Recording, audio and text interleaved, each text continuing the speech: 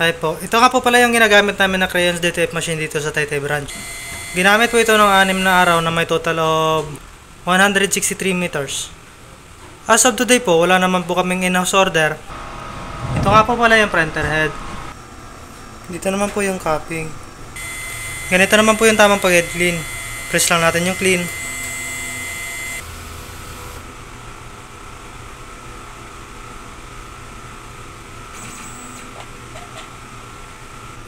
Pagkatapos po mag-head clean, punasan natin yung wiper.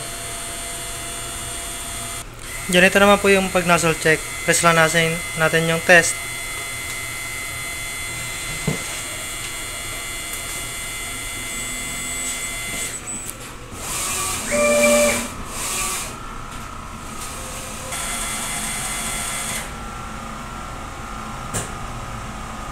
Ayos naman po yung kulay.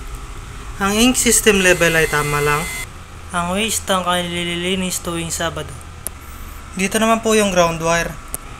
AVR. Dito naman po nakalagay yung aking supplies.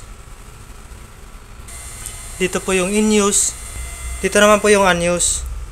Tama lang po sa CMYK. Dito naman po yung cleaning solution, powder, at film. Dito naman po yung production log as month of November. Updated naman po. Dito naman po yung consumable monitoring. Ito yung para sa white, cyan, magenta, yellow, black, powder, film, green solution, at cleaning solution. Yan lang po. Salamat po.